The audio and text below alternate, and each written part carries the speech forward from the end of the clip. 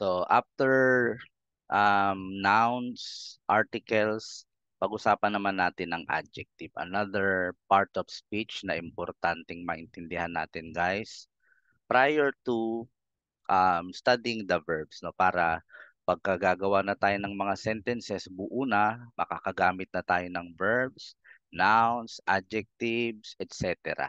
So pag-aralan naman natin kung papaano ginagamit ang adjectives, and let's learn everything about adjectives in Espanyol. So una, to remind us, guys, kasi basikamente alam naman na natin, no, baka nakalimutan na lang nung iba, ano ba ang adjective? Ang adjective, guys, ay mga salita na nagdi-describe sa noun.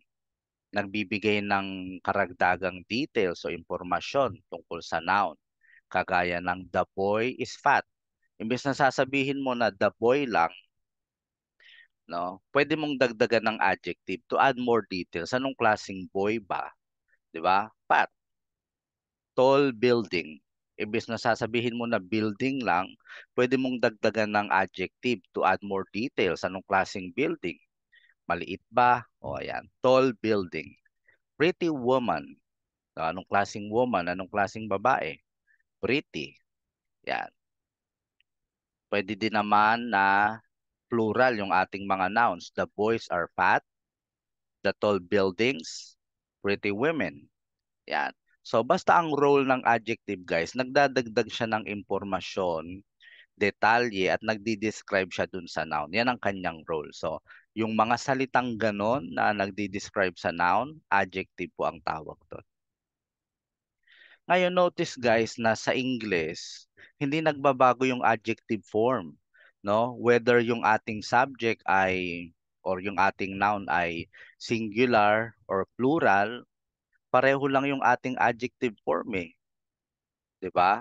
Yan lang ang adjective form natin, pareho lang. Whether singular or plural, pareho ang adjective form natin, hindi nagbabago. Sa English, no? Kaya natin 'to pinupunto, guys, kasi pagdating sa Spanish hindi ganon. Nagbabago yung ating adjective form depende sa noun na kanyang minomodify. Nag-a-adjust yung adjective natin base sa gender at sa number ng noun. Kung yung noun mo ay masculine, mag-a-adjust yung adjective doon. Kung yung noun mo ay singular or plural, mag-a-adjust din yung ating Spanish adjective doon. Kaya basikamente, guys, ang mga adjective natin sa Espanyol, meron siyang different form. Meron siyang form na pang singular masculine, pang singular feminine, pang plural masculine, at pang plural feminine. Kaya very common, guys, sa adjective sa Spanish yung magkaroon ng apat na forms. Dahil nga doon sa kailangan niyang mag-adjust sa singular masculine noun, singular feminine noun, plural masculine at saka plural feminine noun. Kailangan niyang mag-adjust doon. Kaya common na merong apat na forms ang mga adjective sa Spanish. Let's take for example the adjective viejo. Viejo, old. So lalabas, may apat na forms yan. Viejo, vieja, viejos, viejas. Depende dun sa noun na kanyang minomodify. So pagka ang noun mo ay singular masculine, then you go with the viejo. Singular feminine, vieja. Plural masculine, viejas o viejos. At plural feminine, viejas. No? Gamitin natin, guys, along with noun. We would have amigo viejo, amiga vieja, amigos viejos, amigas viejas. Ganyan ang magiging itsura niya kapag nag-adjust na siya depende sa noun na kanyang minomodify. Yan. Oh, let's show another example, guys. Bueno, good, bueno. Ganun din, may apat na forms din yan. Depende sa noun. No? So, bueno, buena, buenos, buenas. Lugar bueno, masculine, singular. Comida buena, feminine singular. Cuentos buenos, masculine plural. Historias buenas, feminine plural. Yeah. Another example, seco. Seco means dry. So ganun din. Seco, seca, secos, secas. Hindi seco, no? Seco wallet. Hindi. Seco. Yan. So, apat ang forms niya. Pelo seco, camiseta seca, lugares secos, tierras secas. Yan. Ito pa yung ibang mga examples natin ng mga adjectives na gano'n ang behavior. Normally, yung kanilang default form nagtatapos sa o. Meron tayong largo, long or large. So, ang kanyang mga forms, largo, larga, largos, largas. Bajo, mababa, short. Bajo, baja, bajos, bajas. Alto, matangkad naman. Alto, alta, altos, altas. Hermoso, pretty, beautiful. Hermoso, hermosa, hermosos, hermosas. Vivo, alive. Vivo, viva, vivos, vivas. Siyempre kung may alive, may deads naman, no? Muerto, muerta, muertos, muertas. Rápido, fast, mabilis. Rápido, rápida, rápidos, rápidas. Gordo, mataba. Gordo, gorda, gordos, gordas. Delicioso, delicioso, deliciosa, deliciosos, deliciosas. Yan. So basically guys, yan ang ating mga common examples. No? Of course, ay mahirap naman kasing mailagay dyan lahat no. Minsan habang gumagawa ka kasi ng presentation, hindi mo maalala agad lahat all at once eh. 'Di ba? Maalala mo na lang pagkatapos na eh. So, kung meron man tayong hindi nailagay dito, but you know that they qualify under this category din, the same principle applies. Pwede nyo rin gamitin sila the same manner. Yan. Ngayon, meron namang ibang klase din ng adjectives, guys. Hindi naman lahat ng adjectives nagtatapos na lang sa o, yung default form niya at gano'n ang behavior niya, apat ang forms. Hindi lahat ng adjectives gano'n. Meron ding iba't ibang klase ng adjectives, of course. So, merong mga adjectives, guys, imbis na nagtatapos sa o, ang ending naman nila ay e, no? At pagka ganun ang adjective, imbis na nagtatapos sa o ay e ang ending niya, sa halip na apat, dalawa na lang ang forms. No? Kagaya nitong adjective na ito, caliente, nagtatapos sa letra E. Lalabas, dalawa na lang ang forms niyan. They share the same form for the singular, singular masculine, singular feminine, same forms lang. At same form lang din para sa both plural masculine, plural feminine. Ganyan po ang behavior ng mga adjectives na nagtatapos sa letra E. Ayan. Kaya lalabas yung kaliente natin. Yan, kaliente, kalientes lang ang dalawang forms niya. It shared the same form for both singulars and one form for both the plurals. Una comida caliente, feminine, el techo caliente para sa masculine, las papas calientes, unos chocolates calientes. So pansinin natin para sa both singular natin, singular feminine tsaka masculine, pareho na lang nakaliente yan eh. At para naman sa parehong plural, pareho lang din ang forms niya. So lalabas, dalawa lang ang form niya pagka ang adjective ay nagtatapos sa letter E. Yan, magpakita pa tayo guys ng ibang examples pa. Grande, nagtatapos din sa E. So apat lang lalabas, dalawa lang din ang kanyang forms, no? Grande at saka grandes. Un sueño grande, masculine. Una casa grande, feminine. Los países grandes, plural masculine. Las murallas grandes, plural feminine. So, ito pa ang ibang mga examples guys ng mga adjectives natin na nagtatapos sa letter E. Nandyan din yung ating adjective na excelente.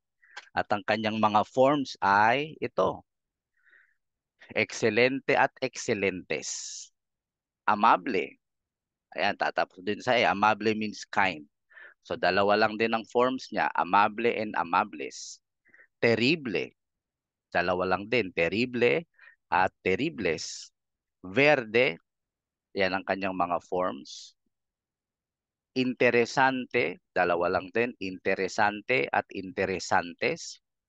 Inteligente, inteligente at intelligentes. And again, kung meron man tayong hindi na i-include ngayon, but you know na they belong to the same adjective type, then you can definitely use them the same way. Yan. Ang susunod na klase ng adjectives natin, guys, mga adjectives naman na nagtatapos naman sa consonant. Siyempre, sa dinami-dami ng mga words sa Spanish, may varieties din yan, iba't ibang klase din yan. No? Nakita natin yung pinaka-common, mga nagtatapos sa O, yung default. Yung sumunod naman nating klase ng adjective, mga nagtatapos naman sa E. Ito namang klase na to, nagtatapos naman sa consonant naman. Ano ba yung mga consonant? B, C, D, S, N, yan mga consonants yan eh, no? So ang mangyayari guys, pagka ang adjective nagtatapos sa consonant, dalawa lang din ang forms. Kagaya lang din nung nauna nating pinag-aralan, no? Isang form lang para sa both singular, masculine, feminine, at isang form na lang din para sa parehong plural. Plural feminine, plural masculine. Kagaya ng halimbawa, yung ating adjective na asul, blue. So lalabas, same form para sa both singulars natin, singular masculine, singular feminine, asul. At para naman sa ating mga plural, masculine, feminine, azules, to make it plural. Yan. So yan ang itsura ng adjective na asul pag ginamit na natin siya. So gamitin natin sa mga examples, guys. El carro azul, blue car. Mi casa azul. So nakita natin, no? Para sa masculine, carro azul. Feminine, casa azul. Parehong azul lang para sa both singular. Pájaros azules, chaquetas azules. Same form din naman, azules, para sa both plural natin. No? Another example. Feliz, masaya, feliz. So lalabas ang mga forms niya para sa both singulars natin, feliz lang. At para sa both plurals natin ay felices. El perro feliz, la niña feliz, los hombres felices, unas chicas felices. Yan. Another examples, guys, more examples. We have capaz, which means able. Ayan ang kanyang mga forms, capaz at capaces. Igual, meaning the same or equal. Igual at iguales. Joven, young, youth. Joven at saka jóvenes. Meron pala dapat tong tilde kung jóvenes, no?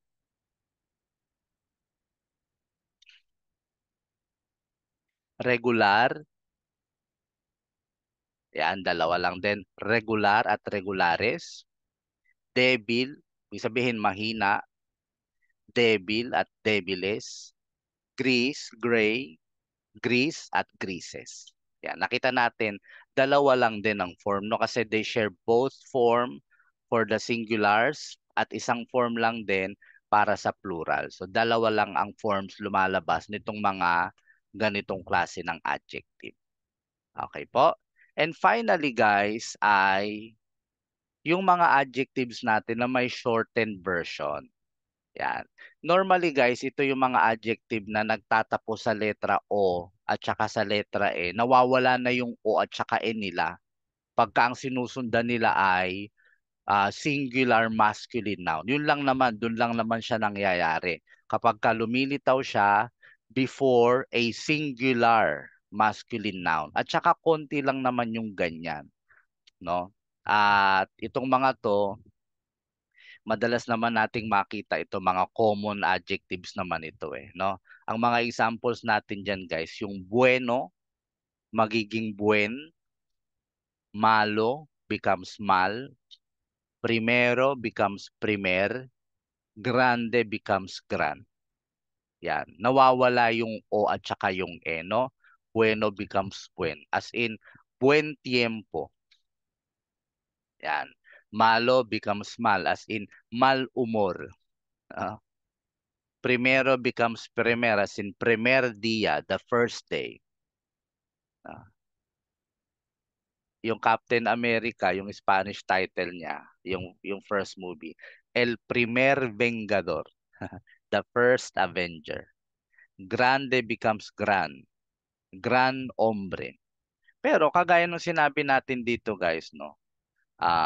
Yung gran, although kasi lumilitaw ito commonly before masculine nouns, singular masculine. Pero sabi niya dito, minsan yung gran daw, lumilitaw daw sa feminine. No? So ganun, marami namang mga varieties yan eh. Yung parang yung title ng movie ni Matt Damon, yung nasa Great Wall of China siya. Ang title nun sa Spanish, La Gran Muralla eh. Gran Muralla. Ibig sabihin, although lumilitaw yung gran at saka itong iba pa before singular masculine noun, in some cases, itong gran pwedeng lumitaw before a feminine noun. Kagaya nun, La Gran Muralla, the Great Wall. Yan. Okay? So yan guys ang kailangan nating maintindihan about the adjectives in Spanish. Again, kung meron man tayong hindi mga nabanggit na isama dito pero alam nyo they belong, they qualify to any of these types, rules, then you can definitely use them. Okay, muchísimas gracias a todos. Hasta luego.